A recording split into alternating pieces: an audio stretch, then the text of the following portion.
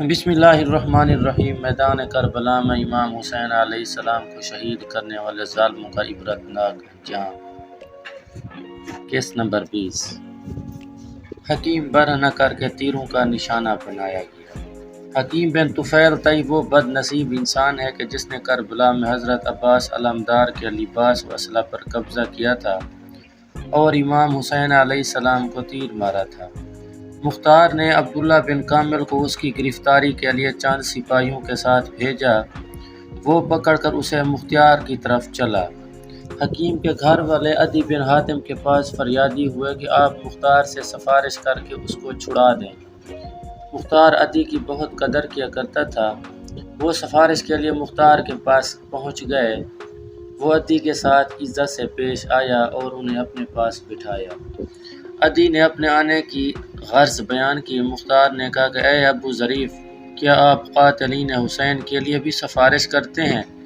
انہوں نے کہا حکیم پر جھوٹا الزام لگایا گیا ہے۔ مختار نے کہا اچھا تو ہم اسے چھوڑ دیں گے۔ سپاہیوں کو راستے میں معلوم ہوا کہ عدی مختار کے پاس حکیم کی سفارش کے لیے گئے ہیں۔ انہوں نے اپنے سردار ابن کامل سے کہا کہ مختار عدی کی سفارش قبول کر لیں گے اور یہ خبیث بچ جائے گا، حالانکہ آپ اس کے جرم سے بخوبی واقف ہیں، لہٰذا بہتر ہے کہ ہم ہی اس کو قتل کر دیں۔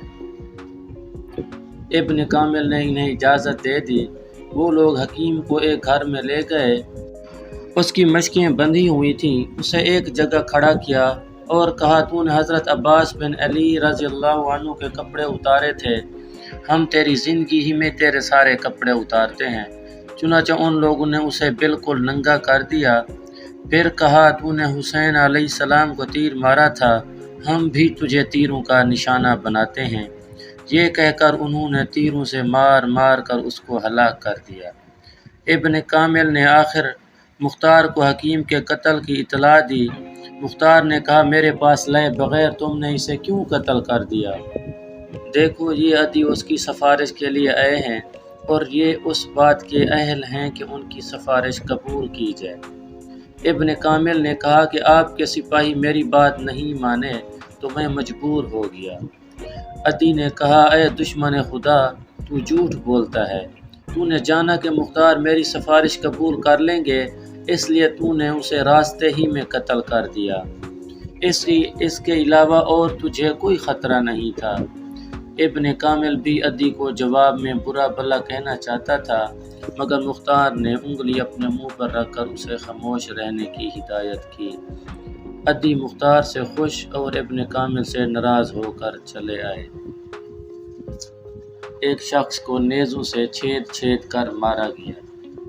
بنی صدا کا ایک بدبخت جس کا نام عمر بن صبیح تھا، وہ کہا کرتا تھا کہ میں نے امام حسین علیہ السلام کے ساتھیوں کو تیر سے زخمی کیا ہے مگر کسی کو قتل نہیں کیا۔ سب لوگوں کے سو جانے کے بعد مختار نے اس کی گرفتاری کے لیے سپاہیوں کو روانہ کیا۔ جب وہ ابن صبیح کے مکان پر پہنچے تو وہ اپنی چھت پر بے خبر سو رہا تھا اور اس کی تلوار اس کے سرہانے رکھی تھی۔ سپاہیوں نے اسے گرفتار کر لیا اور اس کی تلوار پر قبضہ کر لیا۔ وہ کہنے لگا اللہ اس تلوار کا برا کرے، یہ مجھ سے کس قدر قریب تھی اور اب کتنی دور ہو گئی۔ سپاہیوں نے رات ہی میں اسے مختار کے سامنے پیش کیا۔ مختار نے حکم دیا کہ صبح تک اسے قید میں رکھو، پھر صبح کو دربار عام میں مختار کے سامنے پیش کیا۔ جب بہت سے لوگ جمع ہو گئے اور ابن صبیح ان کے سامنے لایا گیا تو نہایت دلیری سے بھرے دربار میں کہنے لگا اے گروہ کفار و فجار، اگر اس وقت میرے ہاتھ میں تلوار ہوتی تو تم کو معلوم ہو جاتا کہ میں بزدل اور کمزور نہیں ہوں۔ اگر میں تمہارے علاوہ کسی اور کے ہاتھ سے قتل کیا جاتا تو یہ بات میرے لیے باعث مسرت ہوتی، اس لیے کہ میں تم کو بدترین مخلوق سمجھتا ہوں۔ اے کاش اس وقت میرے ہاتھ میں تلوار ہوتی تو میں تھوڑی دیر میں تمہارا مقابلہ کرتا۔ اس کے بعد ابن صبیح نے ابن کامل کی آنکھ پر ایک گھونسا مارا۔ ابن کامل ہنسا اور اس کا ہاتھ پکڑ کر کہنے لگا کہ یہ شخص کہتا ہے کہ میں نے اہل بیت رسالت کو تیروں سے زخمی کیا، تو اب اس کے بارے میں آپ کیا حکم دیتے ہیں؟ مختار نے کہا نیزہ لاؤ اور اسے نیزوں سے چھید چھید کر مارو، چنانچہ نیزوں سے مار مار کر اسے ہلاک کیا گیا۔